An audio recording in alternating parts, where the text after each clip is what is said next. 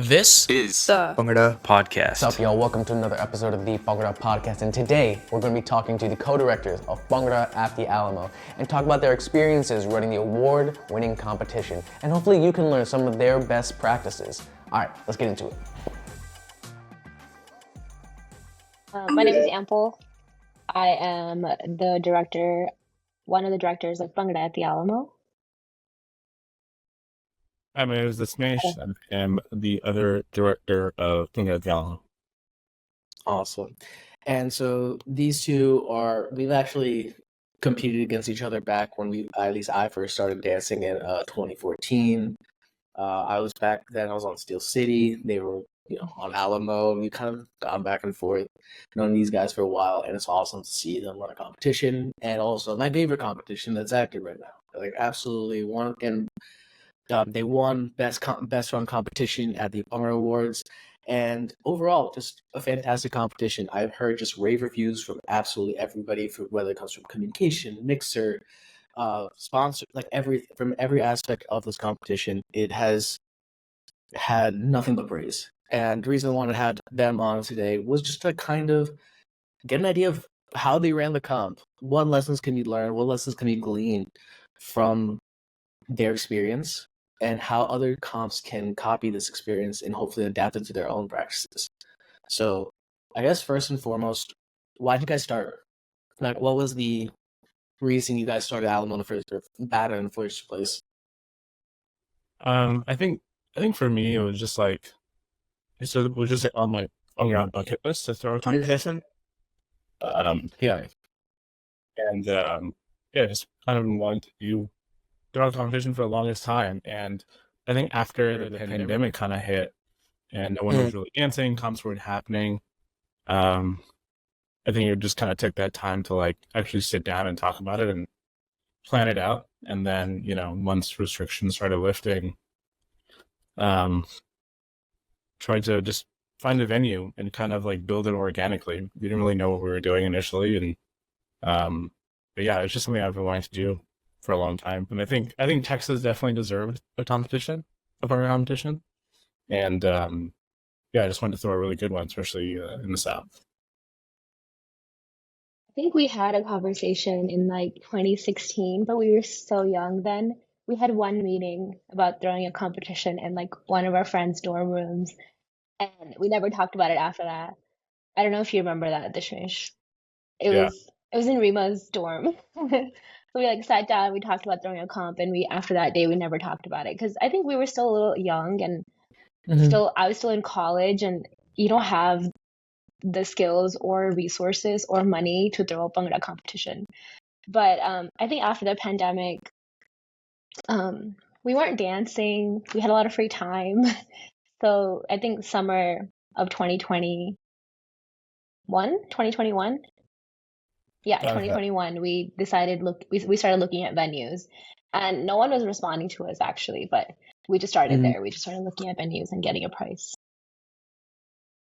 And we also kind of wanted to combine, we always talk about our 2 favorite or 3 favorite comps. So we just wanted to combine our knowledge of Bhangra comps we've been to throughout the 10 years I've been dancing and put it all together into BADA. So what were those influences? What were those comps that you kind of drew inspiration from? My first comp that I really, really loved was Notorious Bhangra. It was in 2014. And that comp was, it wasn't the best run comp, but our liaison was the best liaison I've ever had in my entire life. And he made that experience that good. So of Sheen, if he's still around, he was in the Bhangra circuit too. So he made that experience so good. Little fun fact that the comp didn't have t-shirts, and they last day put ironed on the logo on t-shirts and just handed it to us, and we were like, oh my god, these aren't even that good. So Afshin handmade new t-shirts for us with our names on the back and sent them out to Texas. Yeah, so that's the best liaison experience. So that's one of them. So that's kind of what we took that, a liaison. Yeah. He makes the experience. It doesn't matter how great the comp is or where the comp is. It's the liaison that makes or breaks it for you. I think Dishmesh can talk about T-Dot a bit. Oh God. Yeah, I mean, see, that was just like, I think that was like the first competition we went to where like you kind of felt like money was no object. Just because like the grand scale of the mixer and obviously like releasing and like the venue was fantastic and like I think we got like a party bus to the after party that year.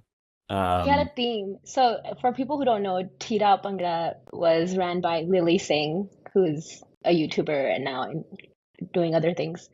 But she ran this Bhangra competition and the theme was circus.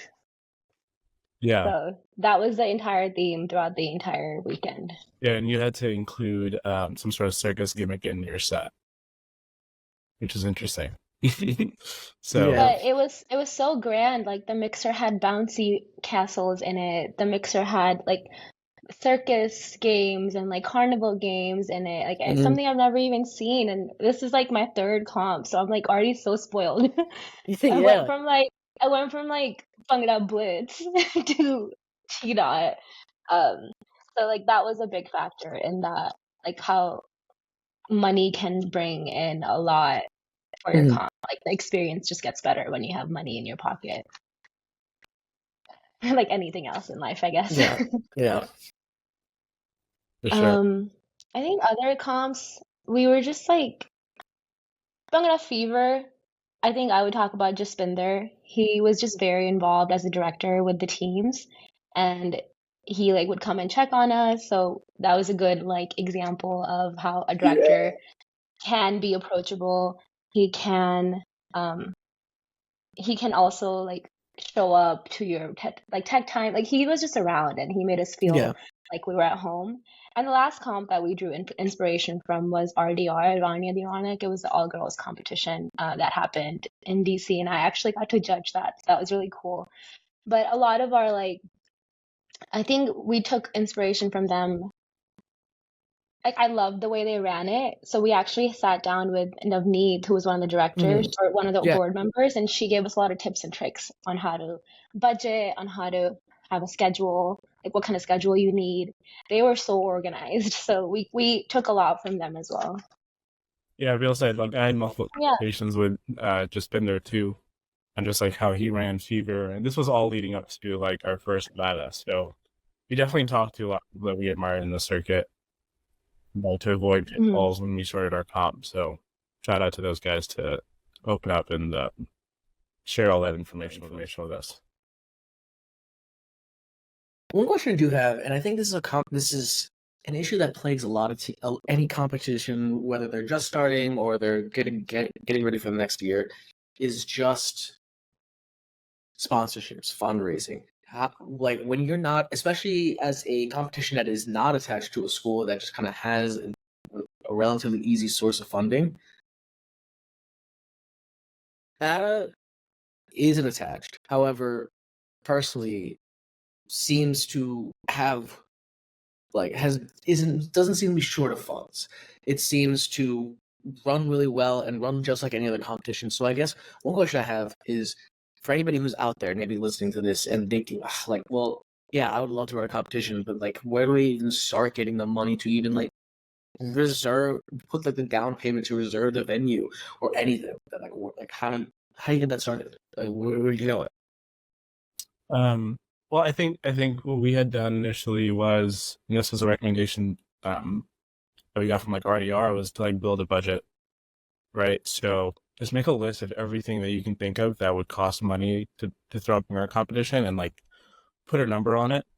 And even if even if it's a guess, just put a number on it, and then tally everything up. Like we would tally things from like cost of the venue to like the cost of stickers that we want to give to everybody in their mixer baskets, like everything.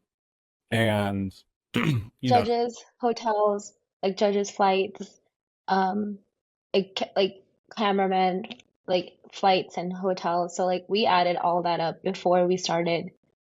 I think before we even like signed for the venue. Yeah, so we just make like a giant budget, list every little detail thing that's going to cost money. And then like, once you get that tally and you have that giant number at the bottom, then you have like a goal, like, okay, for us to throw this comp, we need Mhm. to raise, X amount of dollars. And then from there, what we did was we built a fundraising packet, and everybody on board was assigned a certain dollar amount to bring into the comp. So if you wanted Right. to be on board, then you had to hit your fundraising goal.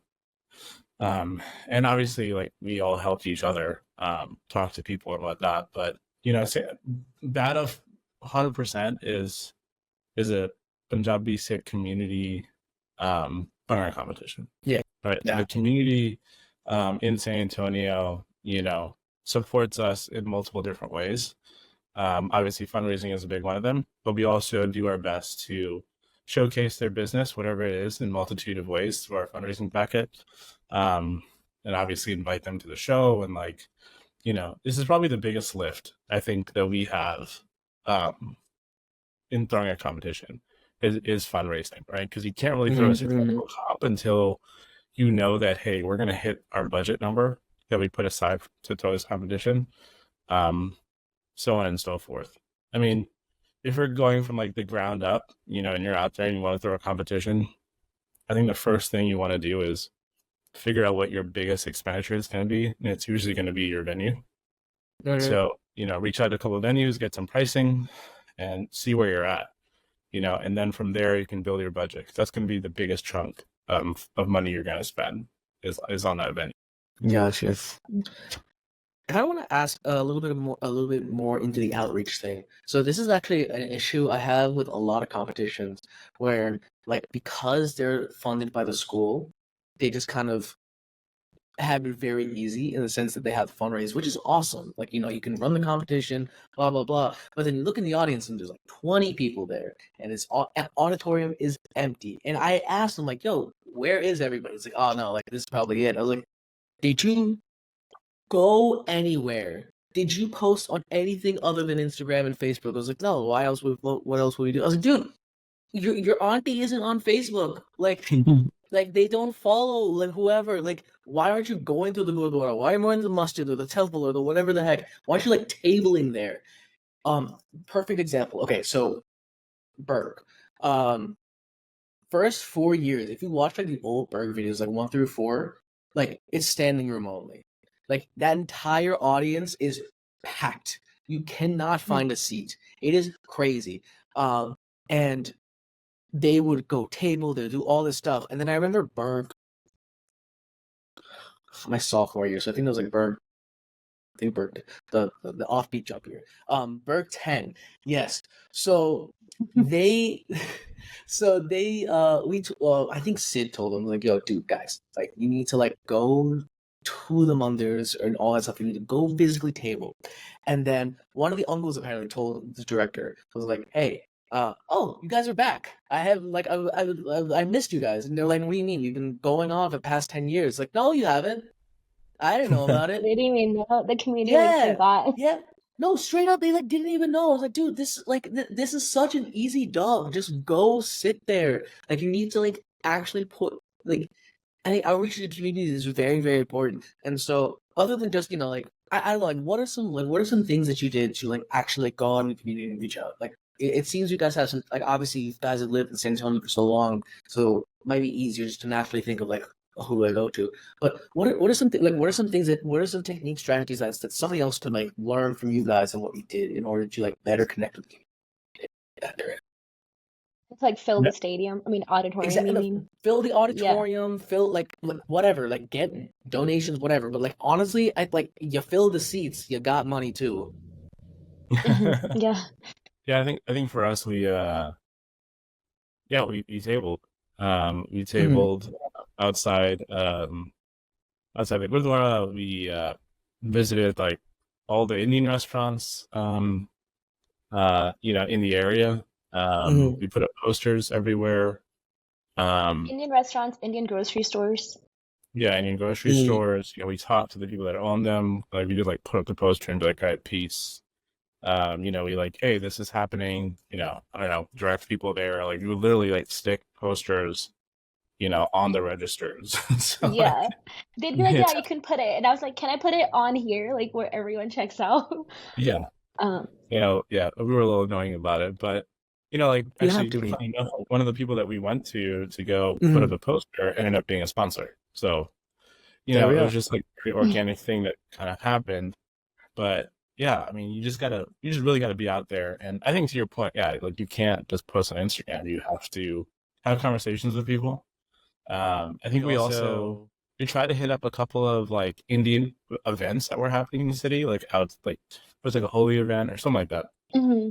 Like we Yeah, tried it to was go. We tried to hand out, literally just hand out flyers. flyers to people, like get people interested, talk to people, and surprisingly, I mean, you get a lot of positive feedback. And people are like itching to go to something, and you know, obviously, depending on your price point, whatever it might be, you know, we definitely make sure that we don't want to price out anyone, right? Like we Mhm. don't want to Hmm. charge some exorbitant amount for a ticket, you know. I mean, for us, it's all general admission. Everything's the same. Everything's the same cost. You know, Mhm. Mhm. we want families to be able to take their kids to something where they can see their culture showcased on stage. And so we don't want to like make some crazy pricing up. So we keep it pretty Yeah. straightforward.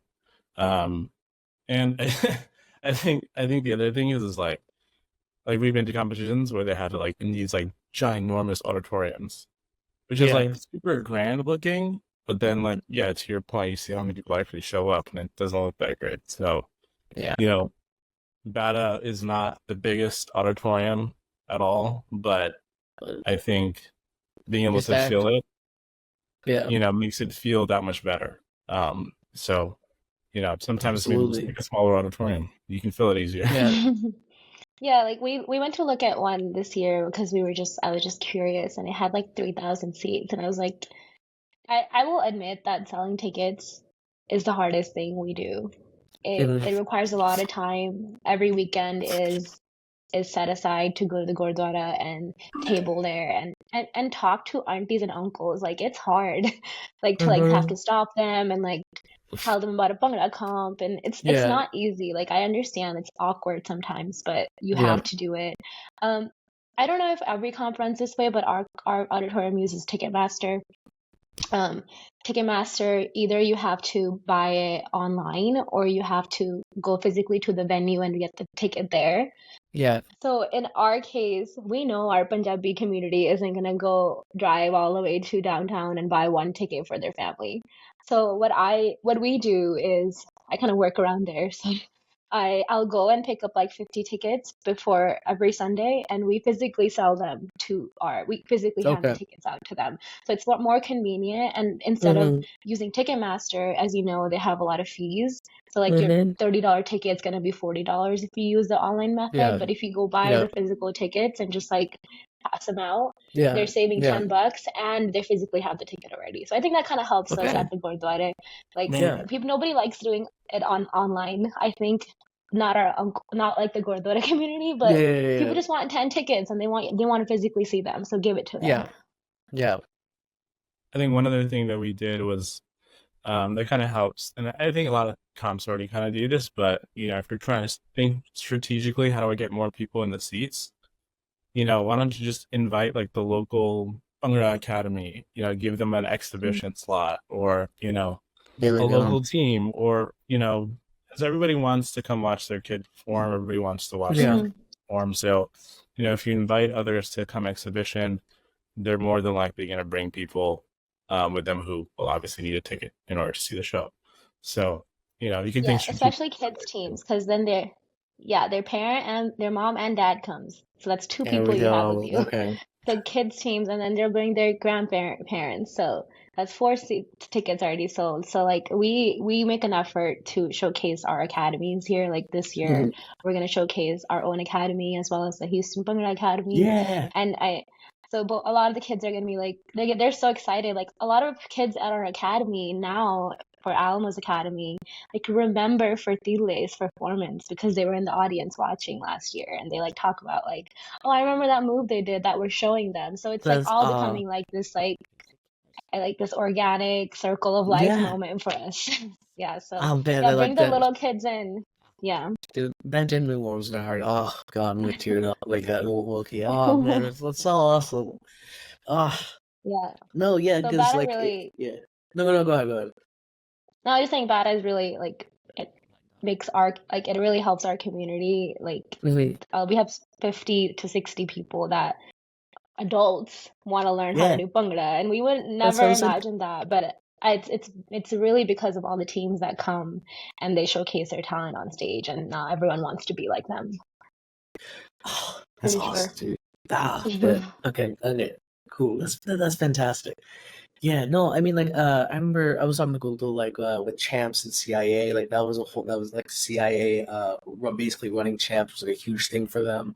I've been bothering of Saab to like get a comp in Detroit for like the exact same reason. I know the LA Arts folks like are like working on something. Like, it's all fantastic. It's a really like fortuitous circle that just keeps feeding itself. It's really great.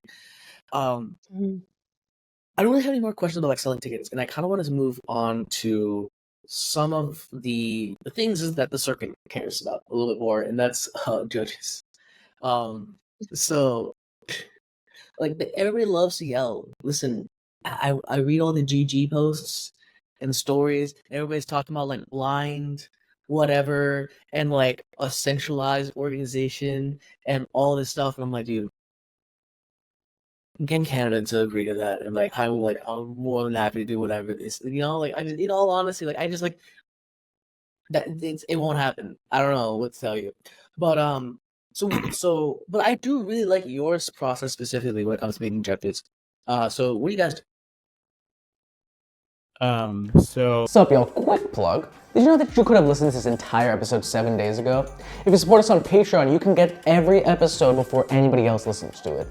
You'll also get access to the live judges panel, where you can ask the judges your questions directly to them, access to bonus content and unedited versions of the podcast, as well as access to the Patreon-only chat, where I ask a bunch of questions about the episode and also answer more of your questions there. Anyways, go to patreon.com/thebhangrapod to get access to even more Bhangra. That's patreon.com/thebhangrapod. All right, bye. what we do is let's backtrack a little bit. So what me and Apple did was when we were putting this top together is obviously we need to figure out what our rubric is. And, our rubric is super important to us because, that kind of gives our comp an identity. And that's what teams look for when applying to a competition. And so, once we kind of baked our rubric as well as we could, you obviously put it in the application form so that teams know exactly, what we're looking for from them. And then we kind of started a process of putting out a judge's application. So we let anyone apply, obviously. And then based on some of the questions that we asked, their resume, we would move certain candidates to the interview process, where we pretty much interview them in order to have a conversation about, how they view Bhangra, how they view creativity, what are maybe some innate biases that they might have based on their style or, where they did Bhangra, what team they were on, so on and so forth. So it's more of just like an open-ended conversation, and it just gives us the ability to understand how their brain thinks when it comes to Bhangra, and how they view our rubric. And then based off those interviews, we'll select judges that we think, one, represent Bhangra and the circuit well, two, are able to speak eloquently, give feedback really, really well. And three, understand the fact that, when we select judges for our comp, they are meant to be an extension of our committee. They're basically joining our board as some of the most important people on board, because their integrity during that show is what is ultimately going to give our comp credibility. And so we take the rubric and the judges thing like really, really seriously. And, we want to ensure that we pick the right people to represent us. And so that's kind of our process in a nutshell. Apple, I don't know if I missed anything. Yeah, no, Dishmesh is very involved in the interview process, and then they'll like we'll put it on paper and see like if these judges mesh with each other, and then we'll go from there. But I think he covered it all. Um, Again, our judging process was shout out to RDR again, inspired by them because they did that to me, and I really liked it. So we brought it to our comp, and And I hope, I wish a lot of other comps would do that. Like, we're not interviewing you, like, we're not like drilling down on you, like, what do you think about this? What do you think about that? We're just having a conversation, kind of like this. We just want to know how you, like, where your brain is when it comes to like Bhangra, like the way you see the circuit going, the way circuit has been going. So it's just really just to understand. But I think most importantly, we try to like see how they speak. And if Mhm. they're able to speak well in an interview, they're going to be able to give good feedback. So feedback is very important to us. I think I always say like the first place team is so happy. Like of course they're gonna get good feedback from the judges, but what about like the the bottom teams? How are they gonna be more successful? So it's really important to us that our judges are able to help them out as well because we want those teams, every team that comes to our comp to succeed at the future comps they go to. So the only way they can do that is if our judges are able to, nitpick their sets and help them get better where they can go and place at other comps. So we try to think about like the future as well a little bit for our I teams. think the other thing for us is like, when you have well-established teams come to your competition, more often than not, they know kind of what they're doing. And so you really need a judge to be able to speak to someone at that level and give them Mm. feedback. Or, sometimes people aren't open to feedback right after a comp, but maybe helping them understand why they didn't place, is just as important in that moment. And so, yeah, selecting judges to match the level of the teams that are coming to your comp, I think is also really key. So it's definitely important because I've been in those judges meetings with some teams, and you really need some people who really know what they're talking about and are well respected in order to be able to talk to those people that are looking for that feedback in that moment. So RIP anybody who has judged Coco. That dude. Yeah, there you go. Yeah, you know exactly. Yeah. exactly, this. Yeah. One thing I wanted to ask. So I know of a few different competitions are going through different ways to give feedback. In terms of, you know, for example, I remember one year they had a thing where they had the judges, like there was like one judge at each table. You rotate through all of them, and then eventually you'd have like a full 30 minutes with the judges. I didn't like that because everybody just said different stuff. Like encourage. Um, then there's just like, okay, you get 10 minutes with the judge, but then like XYZ team just like, no, we're staying here for 45 minutes and nobody's leaving until we go. And then there's like, I think Nella did this year where they just said no judges meetings until like Tuesday. I just kind of want us to know like, what your thoughts are on that, because ultimately I agree feedback's really important.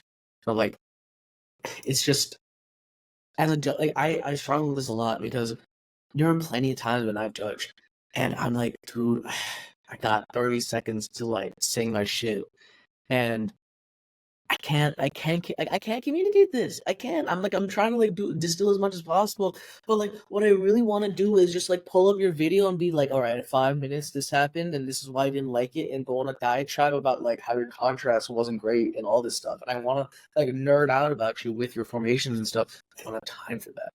And so, how do you balance the time expectations, the scheduling expectations, and also the like the same exact thing you said, like judges' feedback does really lead to like future performance. And if you as a competition create a reputation like, the judges here smack, and if you go to this competition, like you might not like the placings, but like you will be set up for success in the future. So like, what are some like things or strategies or ways you thought of in order to like help improve the feedback is?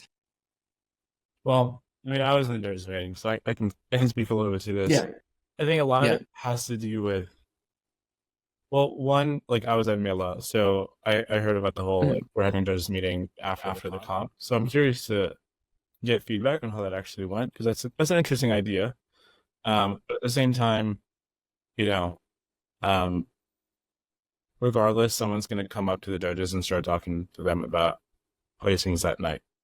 So yeah, you're not having it, but you kind of are having it. So The after party is a judge's meeting. Like, and yeah. So um, I think for us, like we don't necessarily put a time limit on it. We want everyone to feel comfortable. And we want everyone to walk out of that judges meeting room feeling, satisfied. So we're not gonna put a time limit on it. But then again, at the same time, yeah, I mean, you can't necessarily have an hour. But I think for us it's like, and we talk about this and we struggle with this every year, is like Yeah. timing of the competition. Like I think our comps need to end by like 8:30, 9 o'clock. Like I guess. every comp needs to end by like 8:30, 9 o'clock. Teams are back in the hotel by like 9:30 at the latest. Judges meetings are started. They're going for an hour and a half, 2 hours, whatever it is, and everyone still has enough time to like enjoy their night. So I think that's a really big part of it. It starts getting crazy when like, and I've been a judge, so I understand this. It's like, you talk your head off for like 2.5 hours, and it's like 1:30 in the morning, and you're just like, yeah, I'm just gonna go to bed. So, and we want everyone to have a good time. So yeah, I think timing it appropriately, and then obviously like, for us, like we make sure like when judges sign on to be judges at our comp, like you have to be open to giving feedback after the comp. Like you have to be able to give your notes, set up time with people. We're gonna share score sheets, all that good stuff. I'm gonna make sure everyone is satisfied post competition. So if we can't do it in that initial judges meeting, we'll definitely ensure it happens, within that first week. So that's something that we do. But yeah, it's not like the best system. But I think the biggest part of it is really just ending your show on time and giving yourself enough time that night to. Honestly, I never even thought about that, but that's 100% right. Like, if your comp ends at 8, like you can have 2 hours of judges meetings, and like Yeah. everybody's still in, I don't like going to sleep or waking up or whatever at a normal time. You're right. Yeah. Yeah, Go ahead, so Leah. our last performance is at like 8:15, 8:30, our last competing team, and then it takes like Yeah, 30 minutes to like settle the show. But last year yeah. we ended at like 9 o'clock and our hotel was 5 minutes away. So you just got to run back and the judges meeting will start. I do remember like yelling. I was like, "It's only 9. I can Yeah, take a you were. nap. I was Yeah, you can screaming. I take was a like, nap, wake up, and then go to the after yeah. party. Dude, I'm an old Yeah, man. And yeah. like not. This is so good. Yeah. So I think along with how we encourage good feedback is also I think has to do with so timeline wise, our competition last year happened in April, end of early April. Our first judges meeting was in January. So we had our one and only captains meeting with the judges and the teams in January. That gives the teams 3 months to prepare a set to our rubric. So now that the judges and me and Dishmesh have explained the entire rubric to the teams and they are building their sets or they're modifying their sets towards our competition and our rubric, and then when they're at the judges meeting, I think they kind of already know why they didn't like place. I think it really has to do with that we were really upfront with our rubric and we had a judges meeting way beyond like I think any other comp does these days, and it helps with like expectations, the team's expectations, and like what kind of expectations they have from the judges. So if you're Mhm. building yourself for bata, you know why you didn't win, like Yeah. because you like knew about it from such an early Mhm. early on. So I think I would recommend comps to have earlier judges meetings. Maybe have one again if you want to, just to like refresh with the judges. But like it doesn't help when the judges meeting is like 3 weeks before the comp. Like 3 weeks is not enough time for us to redo our set, but 3 months is. So like I think everything like that also helps us create good expectations for our teams. Therefore, Mhm. they understand like that's why our judges meetings are not that long. Like no one has ever stayed for 30 minutes, have Mhm. they? Oh, Yeah, they're always like, I mean, people are upset sometimes, and then there's a pod about it, but but but I think this last year was really smooth. To go into just time management and stuff, or actually, now that right now you guys are going through your registration process, what are some things you can tell me about when it comes to timing of registration, like how it runs, costs, all that stuff. Like you kind of went into it about having your judging meeting like as early as possible. But what are some other things that you think are really important that maybe you're not seeing as much in the bar circuit? Well, I think first, sorry, I just have one, and I think you Yeah. finish. go I for it. think we haven't done it yet, but we will do it. We like to announce our judges before our deadline, so Okay. people know what they're applying to. So that's like I think something that's really important in the registration process, which I think a lot of comps are doing now. So I really like that. But you can go this way. I think for us, it was also just about like timing everything correctly so that, once lineup is picked, you have one, like Ample mentioned, a lot of time to build your set, understand the rubric, have your judges captain, or your judges meeting with your captains. I think we also like, if there's anything that's unclear on the rubric, we have time to tweak it. Like, hey, this wording seems weird. Judge A, do you agree with changing it? Judge B, do you agree? So on and so forth. Okay, we're gonna rewrite this line in the rubric, send it out to everybody, make sure everyone's on the same page.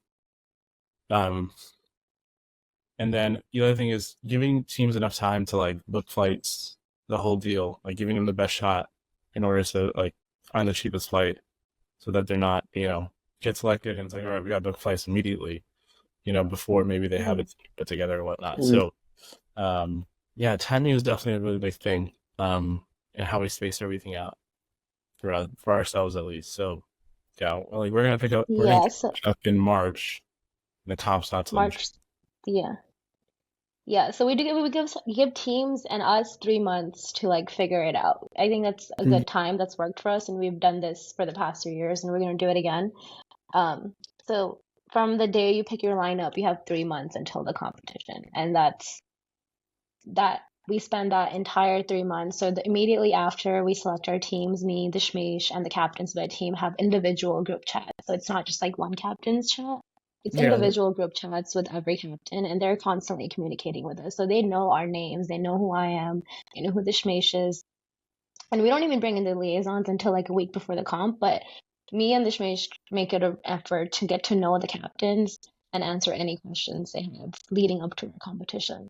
So at the end of the day, like by the end of it, they all become our besties. So like that's how we just like really get to know them really well. So we do that. I think that's really important because sometimes you don't even hear from like the director until the week of. But we're like very involved in the process of with every team, whether that's like getting the Gurdwara to help her write a letter for NJ because they have to have a letter to like come through. So it's just like the craziest, weirdest stuff. Or it's like, hey, like, can I ship something to your house? Like, I need it for the stage. So like, we're there every step of the way for the teams in any way possible. I think a lot of teams, some of the teams will be like, we need practice space. Like, we'll pay for it, but can you just like direct us? So we'll like try finding practice spaces for them. And sometimes, I mean, we do sometimes. Like we try our best. I mean, I'm not gonna say we're 100% successful. We try as best as we can. So I think that's like the timeline. The registration will end. We have like the early and the late. There's no middle one. 18th, and then 2 weeks later, just like every comp, March 3rd, and then we have a really quick turnaround. We're gonna tell the teams like I think in the next 2 or 3 days that they're in. We're not gonna make them wait that long. Okay. So they're like ready and prepared. But yeah, I don't know if that answers your question. One thing, Absolutely. Actually, I can't. Oh, no, go ahead. yeah, one thing. Me and Apple were talking about this earlier today was like, so registration process is that's like the registration process on our end, but take a minute here and just gripe about teams submitting their applications. Yeah, shoot. Let's gab. Let's So right. from Like, our standpoint, talking shit. Sending in a really good audition video really does make a great chance. And by good audition video, I'm not even talking about Bhangra. Talking about the clarity of the video, the lighting in the video, the sound in the video. Like don't send me like a 420p, in a garage with like headlights. This angle, this side weird angle. No, my favorite thing. So I judged the AVs for Derby City, and like somebody just like put their phone like just like on the ground in the corner, and like I was like, yo, why am I looking like at your balls while you're doing Yeah, chow like right here? Like, this is crazy. yeah, Why? yeah, Yeah. yeah. So I think I just like little tips and tricks. Like we're obviously not gonna we're gonna watch your video for your dancing, but it helps when Yeah. you're like everyone's wearing the same colored pants and everyone's Mhm. the same color shirt, and your video is like on a tripod. Like because someone can hold it too. It doesn't matter, but like Yeah. lighting is good and it's not like car lighting in the back flashing, and then you're like silhouettes. Um, but yeah, so I think that's important. I also think like from a comp's perspective, like when you're writing out your registration form, it doesn't have to be that long. All you need is a name, an email, a phone number, and the link to their audition video. We don't need anything else. And as a comp, you don't need anything else.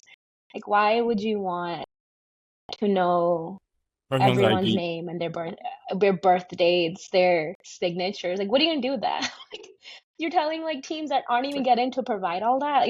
It's so useless. You're gonna throw it away.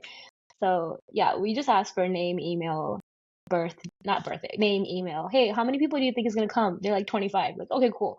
So that's it. Like, and then we ask for a logo because we use it for like our lineup Mhm. video, but that's it. It's like 2 links, and half the time they're like, we'll email it. So I'm like following up. But regardless, make it like really easy for teams to apply to your comp. Like, it's not. They don't need to log into their Gmails, and they don't need to like, do all that stuff. So, Yeah. Lower no, the Yeah, I bar. people think don't like filling out forms. Yo, some of these judges' applications forms are getting crazy.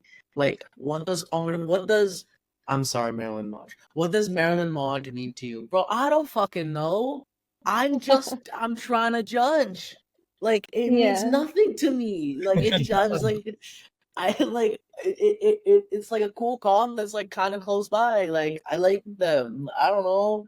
I Like, think Yeah, they get good I too. think we asked that question enough oh before. my God. Fucking I think No, I don't know. I think no, we asked what we love Bhangra means reading to you. it. Maybe. We yeah. love reading why you think. Let's do whatever. Yeah, yeah. Dude. I think it's just like Oh, our own like ego booster at that point. yeah, dude. It's like, oh my God, you guys are so sick. Like, I love you guys. Texas, the greatest state on earth. Like, yo, Greg Abbott, he's the best, you know? Like, oh God. Oh, okay. We don't have to get political here. Oh, right, guys, what am I wearing? Like, obviously not. Like, just making sure. But okay. Uh, okay, so Team Reg. Yeah, but you added a thing about tech time flow and best practices. Please enlighten me. Yes.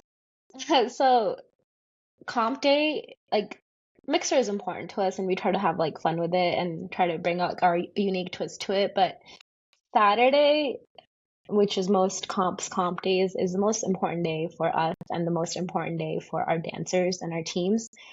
So I want to emphasize that we try to make it as a stress-free experience for the teams as much as possible. I mean, you were there during tech time. Like, no one was yelling. Everyone was like very calm. So I think that's really important. As a committee and as a board and a director, you should not be adding more stress to the teams. No, I'm not saying have them walk all over you. That's not right. But like, don't stress them out. Don't like, hey, hurry up, let's go. I'm gonna cut your tech time if you're not there. Blah blah blah blah. Like, hey, I'm gonna cut your mix midway. You're not finished with it. Like, if they have a minute left, let them finish it. It's totally fine. You as a comp, you have to build in time to know that that's gonna happen. Like, we have 5 minutes from them to walk from that door to that door. Does it take 5 minutes to walk from that door to that? It doesn't. But so like I would recommend building out like a very detailed schedule. And when we go over this in our captain's meeting the night before, Mhm. like I give them the piece of paper, it tells them when to come down, when they're gonna go on the shuttle, how long the walk, like they're gonna walk from A point to B point, and it's gonna take them that time. So everything is very detailed. So we give our teams everything they need to be on time, and I think in return they all have been on time. Like we've had a very on time tech time, and it's like one of the biggest feedbacks we do get. So I think like building a very detailed tech time schedule really helps. Like it only takes us 10 minutes to get from our hotel to the venue, but we've added 20 minutes because who cares? Just add it in there Yeah. because then maybe some team will need that extra 5 minutes to finish out their tech time and you have it there. So like I think that's what we do on our end to avoid stressing out the teams, avoid cutting Mhm. like tech time in the middle. Like we give every team 20 minutes, but if it takes 21, it's okay. Yeah. You don't have to like cut. You don't have to. You don't. It doesn't You matter. don't. Who cares? Yeah. Like Absolutely, dude. I yeah, like remember. I remember Bruin that the the yeah. one I was like doing the little like the year for their one. I Oh was like, yeah, bro, yeah, there's yeah, 3 minutes left. You gave FCB yeah, 45 minutes to run a zip line. yeah. Like, come on, dog. This is crazy. Like just let Yeah. them finish. You're like Yeah. they're like high on energy and they're trying to like Yeah. they're like mentally prepared to do this run through and now you cut up in the middle. So I No. think like I mean be strict with time because Yeah. obviously time is money because you literally rent out the theater for a certain amount of time Yeah. where they're gonna charge you Yeah. more money. But like also think about the teams. Like this is the most important day for them that Yeah. weekend. So And teams are slow. Like, no offense, you always yeah. slow. Takes a lot of like. Dilly dallying. Oh my I mean, back God. in the Yo, day, so much everyone used to really. hit a tech time like t-shirts and shorts, and like that was it. Even sometimes we wouldn't even use props, bro. We're not trying to get tired. Now it's like Chadre and like Rumals and people are Mm-hmm. wearing bugs now. Like, Yeah, I've seen like, that. I dude, was like, like, no. so I think, It's like a ritual. teams, Yeah. give them enough time because it's like herding cats, and sometimes you just gotta Herding, let them. herding cats is crazy. Oh man, that's a great. I'm I gonna mean, borrow I that. love our teams and they're very like they're very respectful and they're very on time, but we account for their lateness all the time. Like we Oh, account that some guy's gonna be in the bathroom. Yeah. I kind of I want to hang on this because Alamo is one competition that I see seemingly gets just the greatest amount of charitability.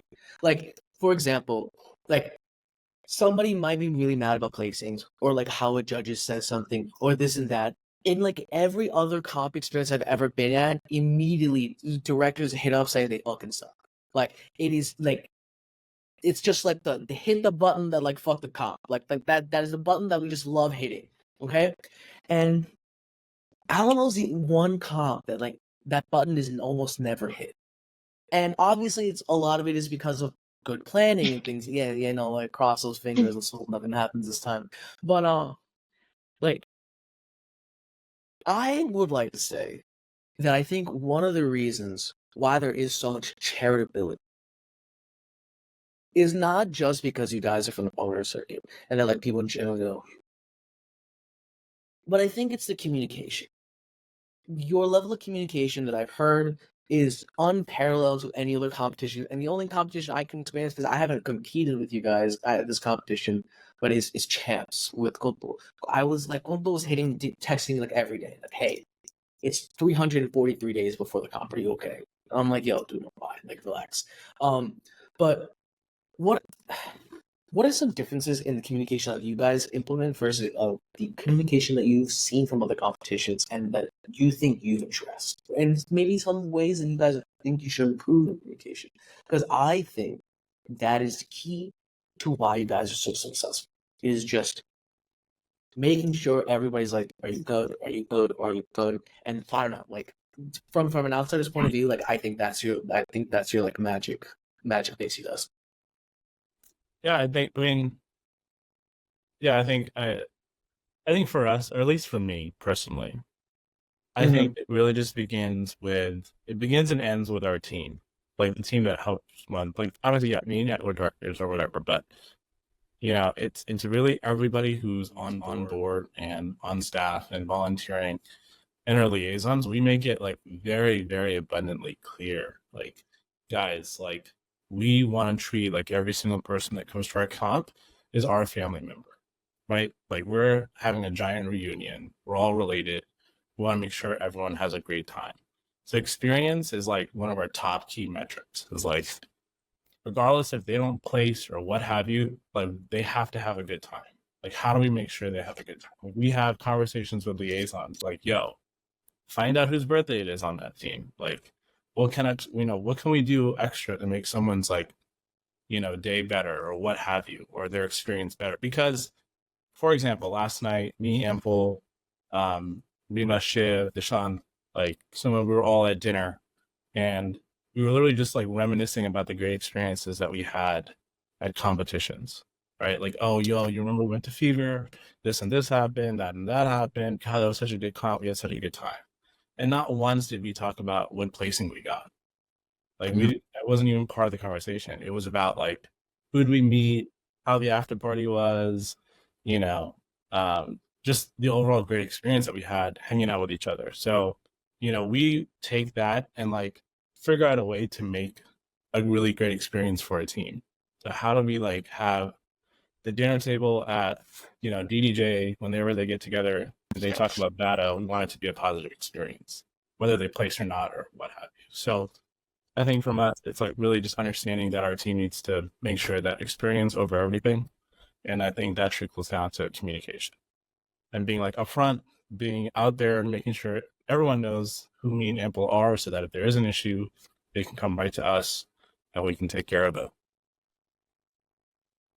I think I don't know. I think it's just everything from like you said, like Gundel would text you every day. Like I do the same thing. Hey, have you booked your hotels? Hey, I know you haven't booked them because I see the list.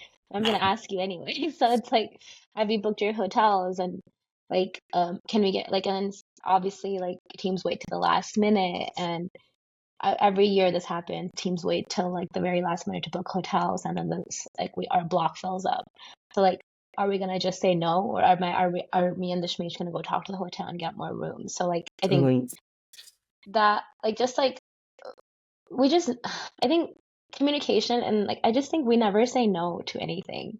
Like we always figure out a way to figure it out, and we tell our liaisons that too. Like if your team needs something, just go do it. Like it's I know sometimes they're like really stressed, like why do you need 20 Bengays? But like just go buy it for them, and if they don't pay you back, like we'll figure out a way to get your money back. Like it's just make it as seamless as possible for the teams. And I don't even think we do anything extra in regards to communication. Like I know we like detail everything out and we have like group chats just like most comps do, but I don't know. I think maybe we just put ourselves out there, and I think it's that. they, I like, think it's talk. that. I really think it's just like the fact that like for like the thing that you mentioned about you don't even like loop in the liaisons until like the Yeah. week before. 90% of the cops I go to, the liaisons are the person I'm interfacing with most often. Like Yeah. at Bata, it seems it's like, oh, I'm talking to the person in charge just all the time. And if I need something, like Yeah. it's not like the liaison talks to their committee board who Mhm. talks to you and gets back and forth. It's just like it's very like I need something, hey, and you're just like I got it. Like we'll figure it out. I think Yeah, I think I that's really think it's that. important. And Yeah. like liaisons are a great source of like help during the weekend of, but they really don't need to be involved in like things that teams need prior to that, because most of our liaisons aren't sometimes Bhangra dancers. They don't have the same experiences that I may have had in my journey doing Bhangra. So when I think about it, the person who's going to understand me, like if you're the Bhangra team, who's going to understand you and what you're going through the most is me or the Shmesh, because we've been in the Bhangra circuit. Like that's why we put ourselves out there first. And I'm not saying you have to be like knowledgeable about Bhangra to be like help answer all these questions, but like maybe like take out the middlemen. You don't need 7 middlemen in the middle to get the answer. Just like be the direct person for any team to get answers from. We're also like in every group chat, right? So it's like team, liaison, and us. So we have visibility to everything you guys are talking about, what the issue is, and so chaotic. We'll chime in, but yeah, we're like sitting on WhatsApp, like just going at it. So we typically only have the captains and us, me and the Shmesh, up until the week of, and on Monday, the week of the comp, we'll add the rest of the team, and that's when the phones are just blowing up. It's crazy to be on our end. So then we'll be like, if you really need me, just call me, because I'm not gonna go through 8 group chats, but I tried to. But regardless, we're like in it. We're always watching. Yeah. So If anyone needs anything, we figure out a way. Yeah, we also But put just we also put like our timekeeper in every group too. So like someone who's literally their job is just sitting at a computer looking at our detailed minute by minute schedule of the weekend. Oh, okay. And it'll be like they'll message the group or the liaison and be like, "Hey, you guys could be downstairs in the next 5 minutes for your shuttle." That way, the liaison's not worried about when like they don't need to go hunt. There's just one person, and they're focused on everything. Like they'll message me and Amber like, "This man, you got to go get this van at this time, or you got to go, you know, blah blah, pay the lighting guy right now." So on and You so got forth. like central command going on. That's actually kind of sick. Yeah. Yeah, like, and that person just sits on their computer. Maybe if you're here next time, bullshit, it's just that person over there doing absolutely nothing but just on their computer. And they watch Yeah. flights. They watch when people are landing. They're like, they know, like, oh, flight delayed. We got to figure out something for them. So, like, we have like one person or two people really focused on keeping us in check the entire weekend, time-wise at least. And that helps our comp run in time too. So that's what smart. also, Adam Dishmesh mentioned like I think somewhat helps us with communication is our group is very small. We have around like maybe 7 to 8 people on our board, and that's all we need. And so no one's giving you different information because our group is so small. We all have the same information. And what helps us keep like aligned is we have weekly meetings where leading up to the comp, like I think 2 months before the comp, we'll have these weekly meetings where we talk about what everyone's assigned to, like how are the shirts going, how's the food going, how are the flights going. So we share, we're very open with our entire team. We don't keep, we tell like where's fundraising at. So I think because we all share everything with our group, we're all on the same page, and therefore we're like giving everyone the same information. But small teams is the way to go, in my opinion. Yeah, 100%. I know. I 100% agree. I used to be on the competition board. So there's a classical competition in Pittsburgh called Dare Up, and I would always be complaining. I was like, dude, this organization is literally 100 people. Like, I'm not 100 people. Yeah. And I was like, this is completely unnecessary. I'm losing my, I can go on about that. One thing I wanted to ask. So, Alamo, famous for its mixer. Me, probably the most vocal person Hate against mixers. Oh my I god. hate I hate them. Now I haven't been to an Alamo mixer, so you know, like who knows? But like even like me, Cash and Sal are usually like also on the like anti-mixer train with me for 90% of the time, but they're like nah, the Alamo mixers. So, what do you guys? So like, what are you guys doing there? Like what are you doing to like make the mixer experience worth me not practicing or me not going to sleep? You know, like because like in all honesty, like 90% of the time, and like it's like I'm me as team captain or like dancer person. It's like I want to go practice. Like just tell me to line up, feed me. Don't even feed me. Just like I'll go find my own food. Just like practice. I don't know. Let me go. Leave me alone. Yeah. So, yeah. Exactly. So, Yeah. like just tell me about your thought process about mixers and how you guys like why was such a good one. I'll take. You can talk about reading my ample, but I'll do the big picture stuff. So, one thing, keep it as short as possible. So like long enough for you to have an impact, but not long enough to let people get bored. 2, if you can, always have it at the hotel that they're staying at. So literally, you come downstairs and it's right there. You don't have to shove, take you to campus and walk 100,000 feet to go to this random ass room. Blah blah blah blah. So Get lost in the way, like, oh, where are we? I don't know. Where are we? Where did you drop us off? We're on the other side. Okay, we gotta walk. yeah. So it's just a lot of that. Yeah. So again, right, you can have a little bit of a longer mixer if you don't have to take the teams super far, right? Where transportation is. So yeah, we have ours at the ballroom in the hotel. We've had it for 2 years. Most likely it's gonna happen this year as well. And then I think, like you said, if you're gonna have it, make sure it's a really good one. And so, and that takes like, I mean, Ample will speak to Rima, but like you have to have a wow factor, right? Like you want to entertain everybody. And then in terms of the food thing, what we've done is, I think this is a tip we got from RDR, was we give you food before the mixer. So there's no food at the mixer. You get fed before the mixer even starts. So like 5 p.m. Friday, your team has your food. You've eaten. You got dressed. Now you're downstairs for mixer. So it's like not even part of the whole food thing. So we get that taken care of. And then I'll let you sing Rima's out. Yeah.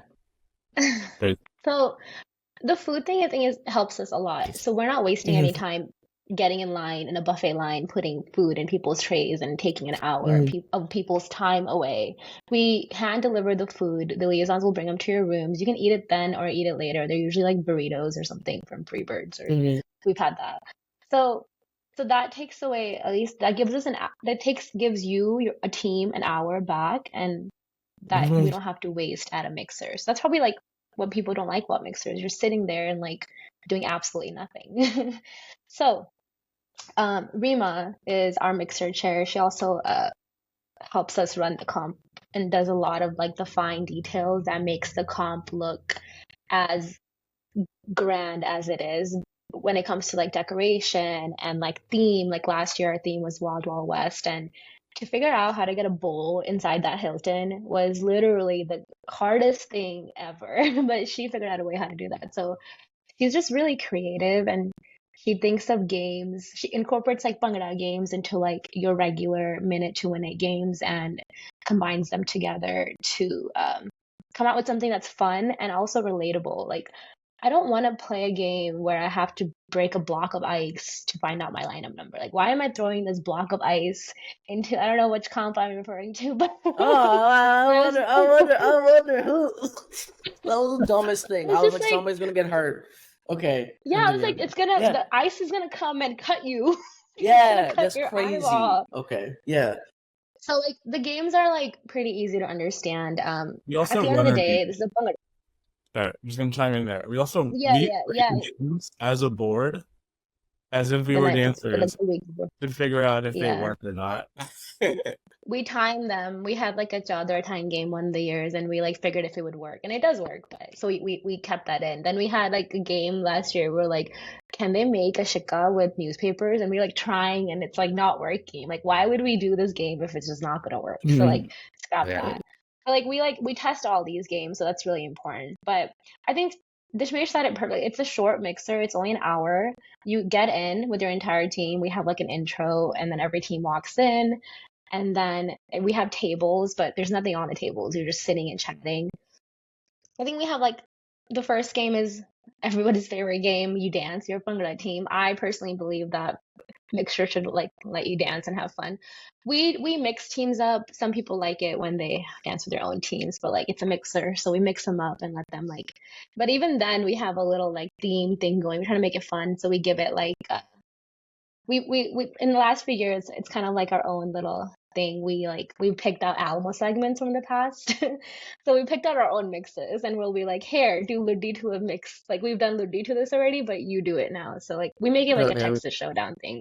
So that's like a good chunk. It takes 30 minutes, but like then we just do like a fun little double blind and pick a mixer. We're gonna pick your lineup when you leave. That's it. The mixer's like over by like 9:30, so it's not that late. Or maybe, and actually not even that, 8, maybe 8:30. Yeah, 8:39. Like we're good Yeah. stuff. Yeah, but it starts at like 7, so we try to finish by 8 and then by Okay. 8:30, so it's just like 1 hour, and then you can go upstairs back to your rooms. And then we have that space converted back to practice, and we like everyone starts practicing. So I think it's just, I don't know. It's a short mixer. It's like short and sweet, and we try to add like a theme to it to bring like represent your city, your comp. Like we do like a Texas thing because that's what works for us. So, but like treat it as like a big event. Like it's like the decor helps, like don't just like paste a piece of paper marker on it, like Bhangra comp. Like maybe print it out on a piece of paper, or like maybe do like a balloon arch. Like everyone can just get it for like $30 online, and you guys can help make it. So like all these little things that don't cost a lot help the room look better. Like when you walk in, wouldn't you rather want to walk into like a decorated, nice place with music and lighting and like, oh, one thing I would add, if you're gonna run a mixer, make sure you have a mic and a speaker, because no one can hear you if you're like just speaking like trying to talk to 200 people. Like make sure there's a mic and there's a speaker system so we Also, can make hear your you. Like we can hear games. you explain the games. Yeah, no. If your explanation for your game takes more than like 15 seconds, it's not worth playing. Yeah. Like Like it should it's be not that serious. 2 Yeah. minutes. In 2 seconds, Dude, I get the game because I think that's where man, like 90% of the people lose interest. It's like I don't get what we're supposed to do. It's like Yeah. Mela, this Like if I'm you have actually to I'm gonna take I'm actually on Mela for a second. Listen, Mela overall really tight run shape mixer. I don't know what the fuck happened this year. I like literally was going around to like half the teams like dog. Like I told my liaisons like, yo, speed this let's get this show on the road. I've been here since 6 o'clock, 5 o'clock. It is 8. And these are in the middle of game 2.5 out of like 10 to like quadruple blind pick this like pin the tail on the Yeah. donkey fucking thing. I was so mad. Yeah. I was screaming. I was like literally like, "Yo, direct!" And I went up to Monik. I was like, "This is crazy. What? Just like Pick out of a I'll hat. pick out of the hat 3 times. We'll call it. Let's go. I'm hungry." Yeah. You also they fed Yeah. us salad. I was so pissed. I was like salad and the falafel. But yeah, okay. Sorry. Yeah. No, very good. I think yeah. like yeah, Any yeah. more questions? But it is. I mean, yeah. Is there anything else you want like we're like itching to talk about? I think for us, we're just thankful that we get the opportunity to do this for their circuit. I think for me, it was just like it's so full circle, like being able to start a team, found a team, champion a team, and then now being able to like throw comps for other teams. It's like being able to see this side of it and genuinely just be happy for like teams that hit our stage. Like it's like the best feeling. So, you guys are willing and you're available June 8th, please come apply to BATA. We invite all you guys to come watch too. Let us know. And just DM us, but okay, I just want to come watch and we'll make sure you have a good time. But we look forward to seeing our extended Bhangra family in San Antonio. Yeah, I don't have anything else to add to that. I think um I'm really like grateful for all the great feedback we've been receiving from the circuit and everyone who vouches for us. I just want to say thank you. I don't think like I think we talk about this a lot. Like we can advertise our competition on the Discord or on Instagram or email you or bother you as much as we want, but it's that like it's when your friends tell you, "Hey, this comp is great," you go. It's like that. It's like when that word starts traveling, that's like when I think that's what really helps us. And everyone's been very positive. So shout out to everyone who's told their friends about us and their friends are now telling their other friends. So like Yeah. I think that is just helping us. That's just encouraging us to throw even hopefully a better comp this year if we can. We'll try not to mess up. And shout out to our team. Like Brian's competition is not me and Ample. It is literally everybody else that helps us and agrees to help us. Yeah. So, we don't try to take any, the praise. It's really people like Rima, Shiv, someone Suki, everybody on our board, Yeah. Jasmine. I mean, it's a Yeah. tremendous thing to do. It's a shit ton of work. I kid you not. If you've never run Justine. a competition, it is so difficult, Yeah. but it's so rewarding at the same time. So I know teams are like working Yeah. off to prepare their sets for a competition, but I kid you not, that board, whatever comp you're going to, is also probably working their ass off to like make sure you have a good show. It's definitely Yeah, a like we two. start planning 6 months. It's like 6 months of our lives is planning that competition. But yeah, I don't want to miss anyone, but our entire board is so selfless. Like they'll do anything and everything and they don't have to. Like everyone is an adult and everyone has their own lives, but they take out time to help throw this competition and we're just really grateful to them. For So sure. shout out to all you 5, 6 people. 7, 8 people. But yeah, that's and you too, Umar, for like coming and like shooting our front row videos. They're amazing. I love watching like I don't get to watch the show, because I'm side stage. So like the closest I'll ever get to watching our show is through your videos and like through Hondo's videos too. So I appreciate you guys coming out and like supporting and shooting the videos. You don't have to do that, but you do it for the circuit. Yeah. All right. Well, yeah, I'm really glad to have this conversation. I know it's something we've been talking about for a while, and this is something I definitely want to do more of. Just like talking to folks about like, experiences and stuff like that, and hopefully like people can learn from this conversation as well. If anybody else is listening to this, and like wants more of these, or if anybody wants more pointed questions, I don't know, like just like put in the comments, put in the Discord, something. Let me know because I do want to do one of these and just like address questions and concerns the circuit has. But Yeah. all right, cool. Yeah. All right, well, this is another episode of the Bhangra Podcast, and thank you for listening. What's up, y'all? Thank you again for listening to another episode of the Bhangra Podcast. And a huge shout out to my Patreon supporters that are able to make this whole thing a reality. Y'all help me pay for all the cameras, the lighting, the audio, the software, and also just the other cool projects that I really want to do to help the circuit, like the Bhangra Award Show, and some of the other UBJ adjacent initiatives that I've been talking about on various different platforms. Some housekeeping news, be on the lookout for some merch that I hopefully will be dropping within the next 1 or 2 weeks, who knows. And if you'd like more exclusive content and early ad-free episodes, be sure to check us out and support us on Patreon. That's patreon.com/thebhangrapod. Again, patreon.com/thebhangrapod. Okay, all right, see y'all.